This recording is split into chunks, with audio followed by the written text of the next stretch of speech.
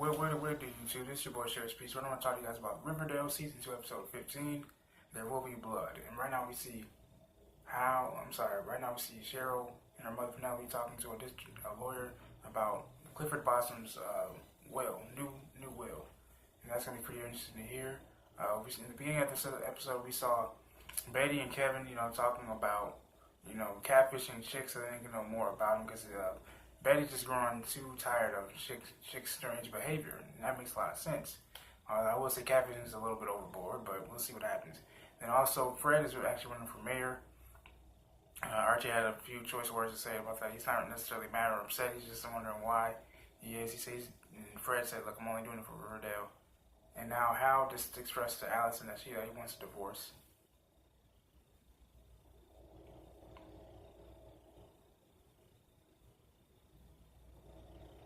Oh, wow, man.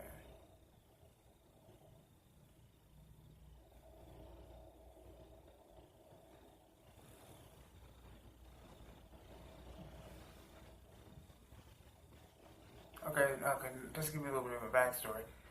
Mayor McCoy dropped down, so this is why Fred's now up in the ballot for being Riverdale's new mayor. So, Hiram, the Lodges want Veronica to convince Archie to convince Fred, to run for it.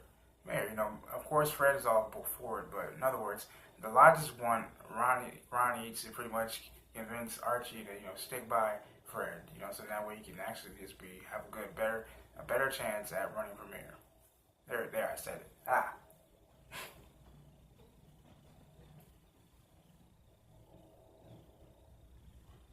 Alright, so Archie said, "Look, Jughead, maybe you could write something about Hiram Lodge, and then that can stop my dad in holding his tracks, And then Archie said, "Look, Hiram Lodge didn't make a donation to the diner. He bought the diner. At least enough to make my dad make it look like the Lodges, aren't to be trusted, things of that nature."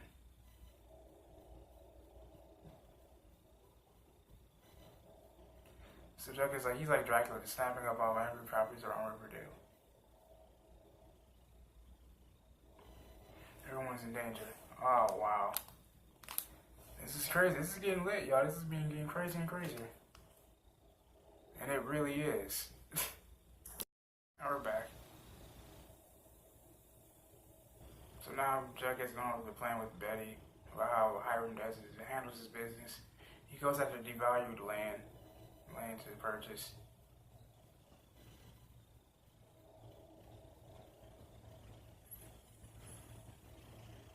And pretty much, Jughead just made a good revelation. He said, "Look, whenever people didn't care about, pretty much the whole stick about buying Southside was a nice little distraction, very strategic distraction tactic by Hiram on his part, because a lot of people weren't really caring about the property he bought on the South Side because of all the turmoil. So that gave him room and access to purchase all these other parts of Riverdale under everyone's noses. It's a very clever tactic, I will say."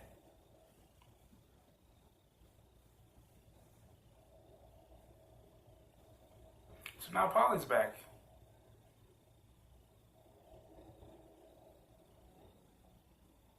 Polly said, "I thought it would be nice to surprise Mom." So now one of the twins is in Chic's hands. Man, that's gotta be weird as hell. It really does.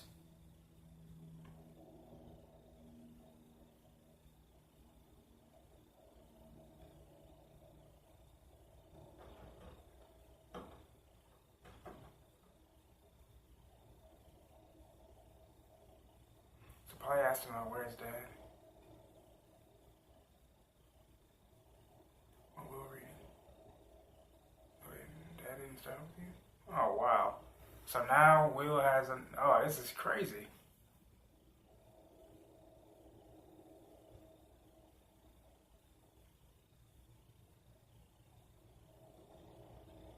Alright, so now Cheryl and Tony are hanging out in their house, looking at her clothes, things like that. Now Penelope just busted in the damn door like Swallow. What the hell is going on here? So he's like, "I'm from Cheryl's from school. She's having a little bit of a wardrobe. I invited her." emotional support. Just make sure before you downstairs before the guests arrive. We don't want them to think we have a bunch that we're giving stuff out to our scavengers. Jeez, she's a nightmare. Isn't she though? And I like how the character switch between Cheryl whenever people are around, whenever feels like she can find people to confide in, versus herself. You learn that about people. They kind of switch up. But then again, as Tony said, and as we all come to figure out, it's all just to cloak the pain that she's actually going through, and the misery. So Veronica comes through Andrew's household.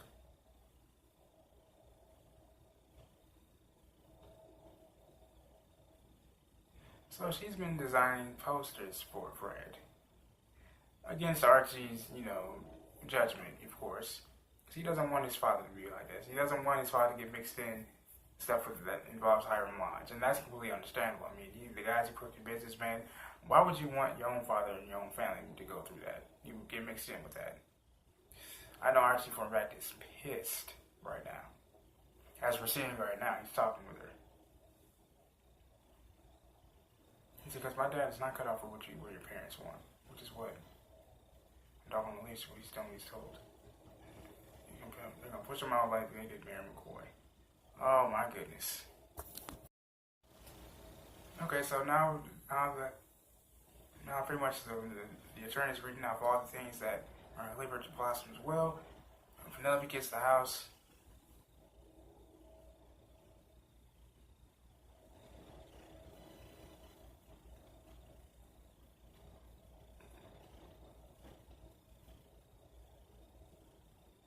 Okay, so the other half, they're trying to figure out, okay, there's another drop of the Blossom blood flow through the Polly's twins' kids. Polly's twins' veins. The girls share Blossom blood too. Now Alice and Al are going after it. Oh my goodness. I will be taking half of whatever the Blossoms have. Oh God.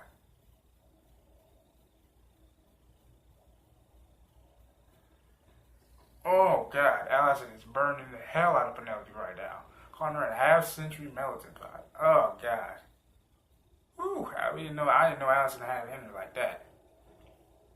But, it turns out, Veronica, during their little spat with each other, Veronica actually told Archie that Mary McCoy had an affair with Sheriff Keller, and that's one of the reasons why she stepped down.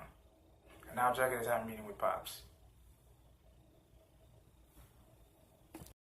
Pops begs Jughead to hold off on the story because he promised his mother, that the land that Pops Diner sits on, he made a promise that he would never defend the people that gave him that property, something of that nature. So that's one of the reasons why he wanted Jughead to hold off on the story, which makes a lot of sense.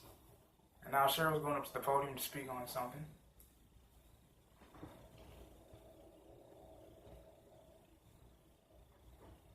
As a one true blossom here, I believe it's my sacred duty to say a few words.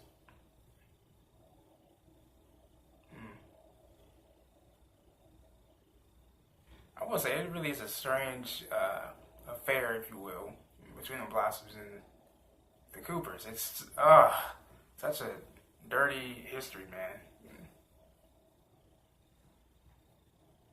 No more war. Here. Clifford Blossom, what the hell?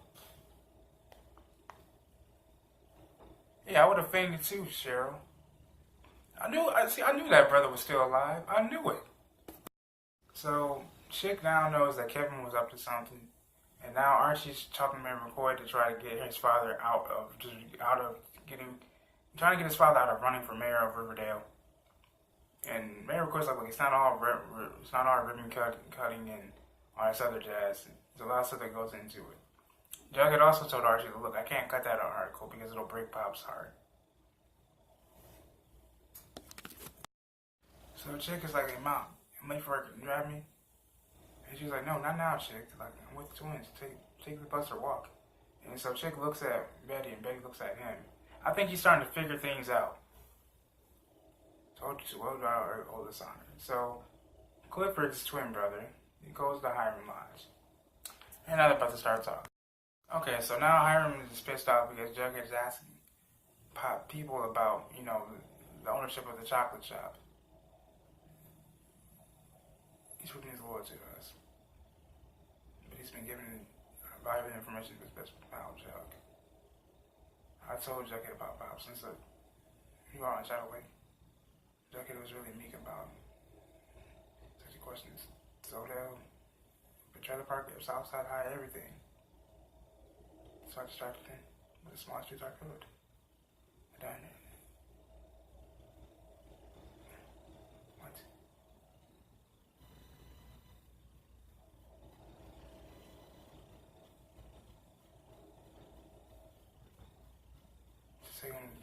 So pretty much, Hermione said, look, our daughter did this, told us a little small truth to distract him from an even bigger truth. Tells Jughead a little childhood story of his. He said back in the day, Hiram asked FP and the serpents to trash the diner, not the diner, but the drive-in. So then that way, he could buy from dirt for a dirt cheap price. Oh wow, even better and better. Okay, so now Jughead just got an anonymous call from someone telling him to meet him up somewhere, so then they can talk about Hiram Lodge's plans. Whoa, this is about to get interesting. Okay, so Chic just gave Betty a weird-ass manifesto about how people will love you one day and stop loving you the next. And when she asked him if he was okay, he said something else, but I couldn't really make it out. So now Jughead's at this diner waiting for this anonymous tip, and the guy happens to be sitting right behind him, I think. I call everyone in time for Hiram Lodge, including me. That's why I called you. So how does a bus driver know about insider information about Hiram Lodge? I used to be someone else. Someone was privy. Personal affairs. Someone knew something about his whims. My personal affairs. I coordinated transportation for Hiram Lodge. Oh man. I should fit onto all this. So I guess the bus driver just told Jughead, don't let Veronica and get into all this.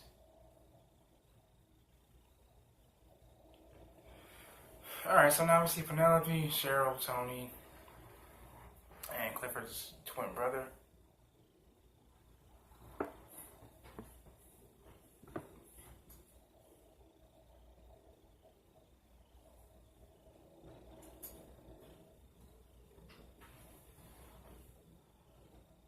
Oh dear. Whatever I can do, you and your spouse is well care of.